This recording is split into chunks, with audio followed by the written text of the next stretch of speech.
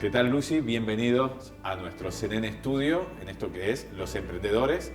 ¿Cómo hacen los que hacen? Y vos hiciste mucho y con un impacto social, pero ya vamos a llegar ahí. Primero, contame, ¿en qué te formaste, Lucy? Y en realidad vos mirabas a Alemania y no mirabas Jujuy. No.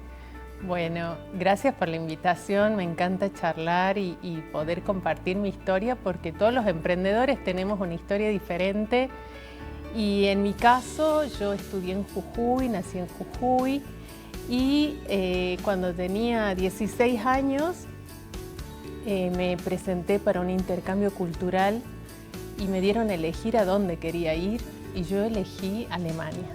En realidad elegí varios países escandinavos o Alemania o Suiza porque yo quería conocer el mundo e irme a un lugar totalmente diferente al mío.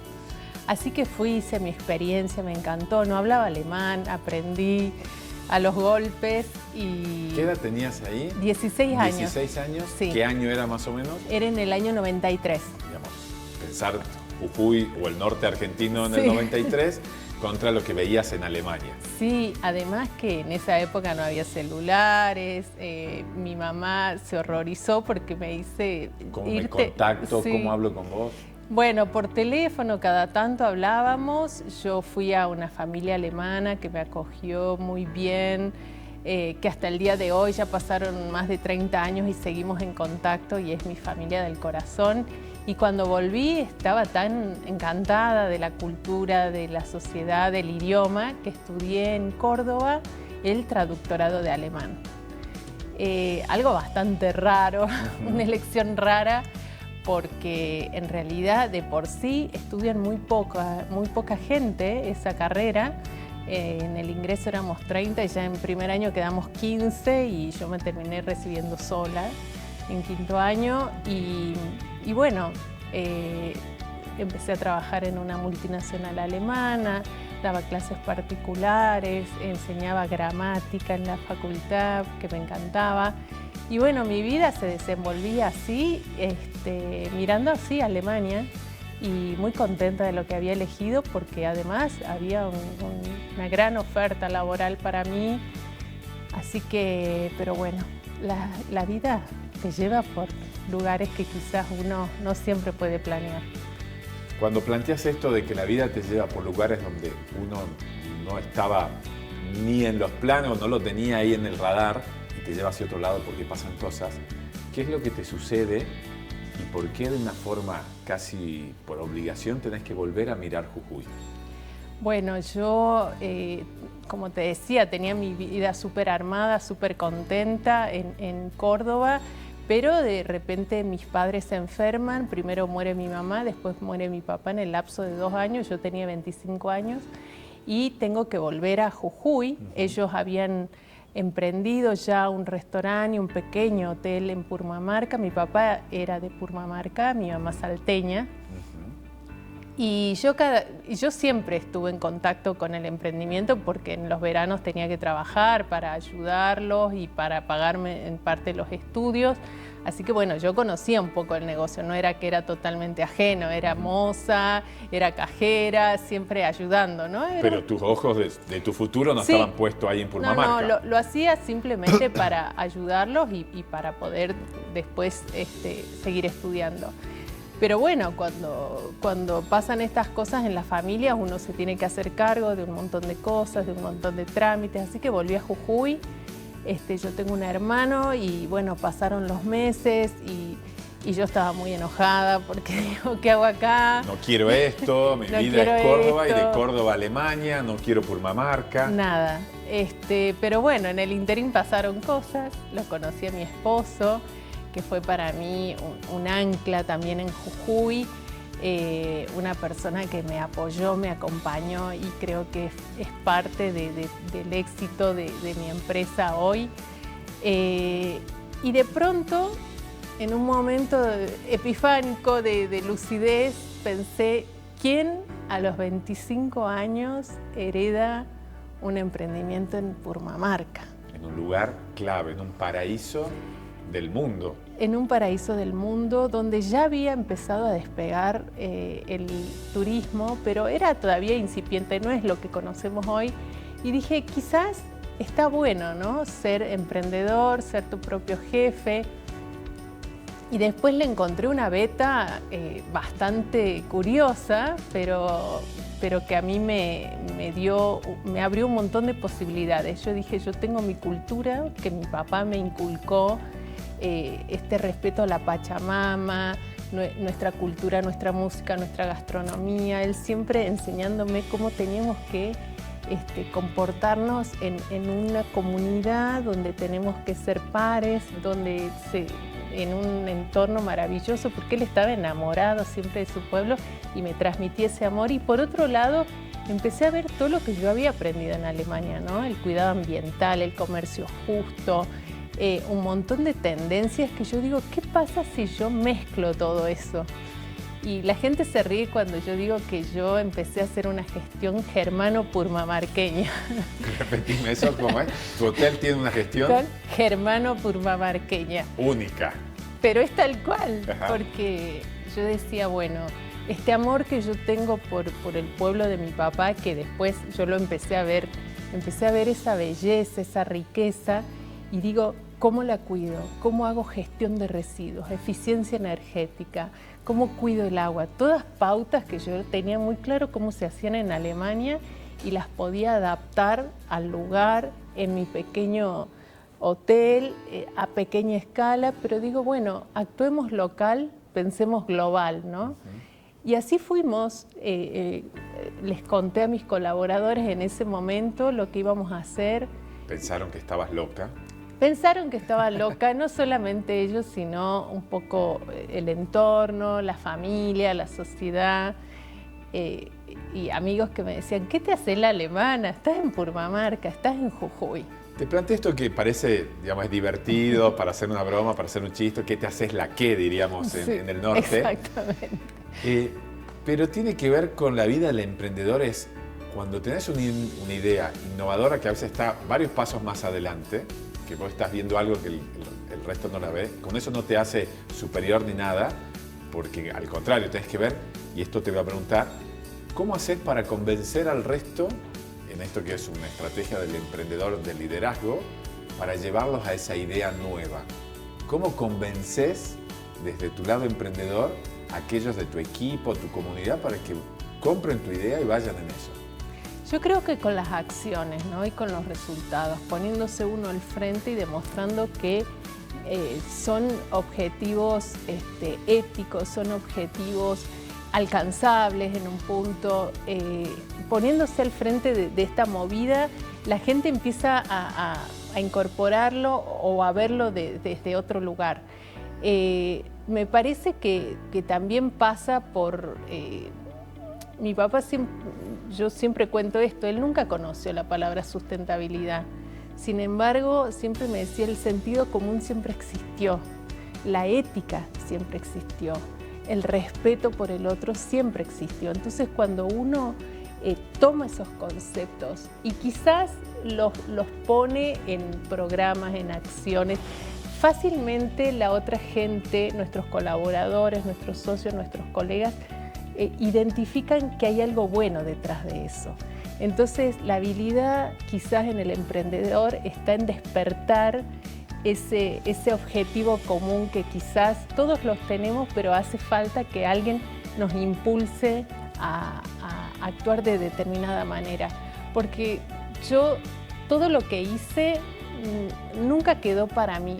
A mí siempre me parecía incompleto si yo no lo compartía, si yo no lo escalaba, si yo no se lo contaba a un colega, si yo no se lo contaba a un vecino. Hice proyectos que quizás los había pensado primero para mi hotel y después los pensé que el impacto podía ser mucho mayor si yo lo llevaba a gran escala, como la separación de residuos o como determinadas acciones en temas de accesibilidad, discapacidad. Porque yo pensaba, si queda en mí es demasiado chiquito, mejor lo pruebo, lo comparto, lo escalamos, lo hacemos grande. Y nadie podría estar en contra de cuidar la naturaleza. ¿no? Nadie podría estar en contra de incluyamos personas en situaciones de vulnerabilidad. Quizás son conceptos que tienen nombres muy largos o parecen muy importantes, pero en realidad es... El sentido común de tu papá. Exactamente, pensar en el otro o vivir mejor, tener bienestar, esas cosas son comunes a todos. Entonces tenemos que tener esa habilidad de despertar ese objetivo común en el otro. En toda tu historia siempre estás pensando esto que decís vos, en el otro. Contame esa historia que tiene que ver con el replicar, no es replicar, sino el sonar de las campanas de la iglesia de Purmamarca, donde Lucy logró que vuelvan a funcionar. ¿Cómo fue esa historia? Esa es una historia muy linda porque nace a veces también de transformar quizás algo, una desilusión en algo positivo o canalizar quizás intereses propios en pos de la comunidad. Cuando yo llegué a Purmamarca estaba un poco frustrada porque no podía quizás aplicar todos mis conocimientos de lengua o todo lo que yo había estudiado. Entonces, para despuntar el vicio, digo, me voy a poner a escribir un libro sobre Purmamarca, una pequeña guía, porque yo encontraba que el turista por ahí no tenía un librito un poco más completo que un folleto y no tan grande como un libro de esos gordos que por ahí se... Más de antropología, exactamente. De historia. Entonces yo quería hacer una cosa intermedia donde se cuente un poco lo que hay y la riqueza que tiene la quebrada de Humahuaca, que en todo sentido, arquitectónico, gastronómico, cultural. Y cuando empecé a hacer esa investigación, porque había cosas que yo tenía que relevar, haciendo entrevistas a los vecinos, a las personas más grandes, iba a la iglesia y veía qué más podía escribir, qué algo novedoso podía escribir. Y en un momento subí al campanario y vi que las campanas estaban totalmente destruidas, ¿no? Les faltaban pedazos directamente. A otra les faltaba el badajo, ¿no? Que es la pelotita esa que... Yo digo, ¿cómo puede ser? ¿Y cómo yo escucho las campanas a veces, ¿no? Y veo una piedra y después entrevisté a un campanero muy viejito y después al campanero actual y me dice, no, las tocamos con la piedra porque... Y las campanas se habían puesto, es más, hay una que dice Santa Rosa, ora pro nobis, o sea, había sido consagrada en más o menos 1700 para la construcción de la iglesia. Y yo digo, ¿cómo puede ser que un elemento patrimonial lo estemos aporreando con una... En cualquier otras capitales del mundo donde uno va a ver, sí, no sé, un monumento histórico, sí, está muy cuidado todo eso. Entonces yo dije, esto no puede pasar. Porque además tenía otro componente. Cuando yo fui a entrevistar a este campanero viejito, me dijo, a mí lo que más pena me da es que yo desde mi casa no puedo escuchar el llamado a misa. Y a mí ese fue mi motor. Más que el objeto patrimonial, fue el objeto... La historia mínima que construye una historia más grande. Ese patrimonio intangible, ¿no? Porque además, y esto lo cuento, las campanas tienen un lenguaje. Nosotros en Purmamarca, yo si escucho, digo, he llamado a misa. Escucho otra melodía, digo, murió una mujer, murió un niño, murió un varón, porque hay distintas melodías. Entonces, todo eso a mí me fascinaba, ¿no? Que todos podamos... Pero si no tenemos campanas, se pierde lo material y lo intangible. Bueno, yo hice un proyecto, me subí 500 veces al campanario, tomé medidas, empecé a averiguar, empecé a hablar alemán y yo digo, ay, bueno, mi alemán me va a servir ahora. Porque las fábricas más antiguas están en España, están en Alemania, vienen del 1200. Y me decían, no, mire, no las podemos arreglar, las campanas las podríamos fundir. Pero digo, no, pero las pierdo a las viejas, yo las quiero o arreglar. No, entonces tienen que ser otras. Después vi que en Argentina está el último campanero de Sudamérica, en Santa Fe. Lo contacté y me dijo, mire, este es el precio de las campanas, yo me dedico a otra cosa, pero yo dije, pero esta es una cifra... Imposible. Imposible. Pero para un emprendedor, Pero para un emprendedor es un llamado al desafío. No, yo ya dije, no, yo esto lo voy a hacer. Después leo que se casa la hija del rey de España y que unos campaneros les hacen unas campanas. Tenía unos amigos españoles y consigo el teléfono del campanero de los reyes de España. Me mandan otro presupuesto similar. Yo empecé a hablar, ministro de Cultura de la Nación, UNESCO, gobernadores, ministros, y todos valoraban el proyecto, pues yo había escrito un proyecto, estudié muchísimo, me compré libros, contacté un montón de especialistas. Me dice, es fabuloso, pero es carísimo. Claro, hay otras prioridades. Hay otras prioridades y yo, por supuesto que lo entendía. Yo estaba enamorada del proyecto, pero sabemos el contexto.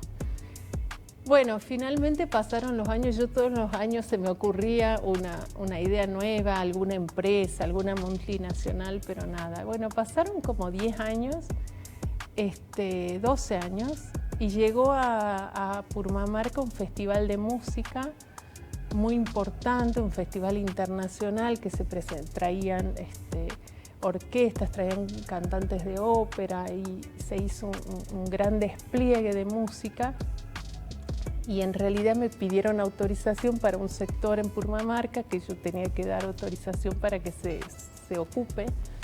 Y me presentan a la organizadora y le dije, sí, bueno, cómo no, si es para este fin no hay problema, pero le digo, ¿le puedo contar un proyecto que Como buena tengo? emprendedora no iba a dejar nunca ese objetivo. No, no. Y entonces le conté y ella me dijo, me fascina y lo vamos a hacer. Y me dice, hoy lo voy a anunciar en la tele. Y yo me quedé y a la noche me llama una amiga mía que trabajaba en patrimonio y me dice, Lucy, están hablando de tus campanas, porque ya eran mías, a esa altura yo ya era la dueña de las campanas.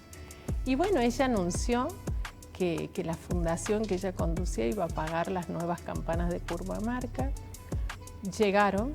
Se hicieron en Santa Fe, yo ya tenía hasta las notas porque no es fácil, hay que tomar las notas. Aún en el deterioro yo subí con músicos que me tomaron las notas, mandamos las medidas, yo tenía la foto, la medida, las había calcado. Y fue el primer recambio de campanas desde la época colonial. ¿Lo lograste vos? Sí. Y esto es porque pensaste no solamente en tu emprendimiento, Sí. sino en la comunidad. ¿Y cómo tiene que ser ese emprendedor en estos tiempos, de lo que vos experimentaste, Lucy, para que esto sea cada vez más generoso y virtuoso? Yo creo que nos tiene que mover en primer lugar la pasión, el amor por nuestra tierra, el amor por nuestra comunidad, porque nosotros no somos seres aislados, siempre vivimos en una comunidad y nosotros tenemos que, a mí me parece como lógico que haya bienestar alrededor nuestro. Nosotros siempre referimos en la Fundación Minca una frase del fundador de Avina, Stefan Schmidt-Heiny, que dice, no hay empresas exitosas en sociedades fracasadas. Y para mí eso es un mantra, ¿no? Porque ¿cómo podemos ser felices entre infelices? ¿Cómo podemos ser exitosos si no hay bienestar? Entonces, el emprendedor es clave porque el emprendedor es apasionado, es perseverante, va por esos proyectos que quizás el Estado no los lleva a cabo. Yo siempre digo qué importante es esa alianza entre la ONG, la empresa, el Estado, porque cada uno pone lo que el otro necesita para traccionar proyectos de bien común, ¿no? El emprendedor siempre empujando, el Estado con su potencia para llevar adelante ciertos... La ONG con mucho conocimiento sobre ciertos temas. Yo cuando quiero hacer un proyecto de discapacidad voy a la ONG que me cuente, que me instruya cómo hacerlo. Yo soy el motor que después convence al Estado de cómo podemos llevar a cabo eso. Entonces, todas las partes son importantes. Yo creo que la sinergia Estado, tercer sector y empresa es fundamental. Y esto que algo siempre termina pasando cuando uno emprende, dice que no hay ningún éxito si no tuvo muchos fracasos. Vos tuviste una frustración inicial que era un velo que no te permitía ver, además tenías bronca, pataleabas como una niña empacada que decía yo esto no quiero, Purmamarca no quiero, esto no es mi futuro, yo me quiero ir a Alemania.